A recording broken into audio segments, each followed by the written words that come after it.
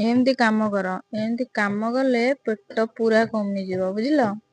ଯେତେ କାମ କରିବ ସେତେ ଶୀଘ୍ର ପେଟ କମିବ। ମୁଁ ତ କହୁଛି 30 ଦିନ ଯାକ ଏମିତି ଖଟିବ, ପେଟ କୁଆଡେ ଶୁଖିଯିବ।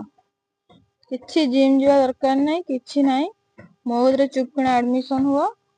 30 ଦିନ ପୁରା ଗ୍ୟାରେଣ୍ଟି, ପେଟ ପୁରା କୁଆଡେ ଶୁଖେଇଦେମି। ୟା। ମୁଁ ମହାରାଣୀ, ଆଉ ମହାରାଣୀ ଭଳିଆ ରହିବିନି ଆଉ ତମ ଭଳିଆ ଚାକର। ହଁ ବାସ୍ ଏଇଭଳିଆ ଖଟାଅ। ଯେତିକି ଧାନ ପଡିଛି ବାପାଙ୍କର ମାଆଙ୍କର ପକେଇ ଦେଇ ଯାଇଛନ୍ତି। ବର୍ତ୍ତମାନ ତମେ ସବୁ ତାକୁ ଗୋଟେଇକି ରଖିବ, ବୁଝିଲ। ଓଫ୍, ଏତେ ପରିଶ୍ରମ। ଲାଇଫରେ ଏତିକି ପରିଶ୍ରମ କେବେ କରିଥିବ କି ନାଇଁ। ଆସ ଇଆଡେ ଆସ। ମୁଁ ଆଉ କିଛି କହିବିନି, ଆସ କର।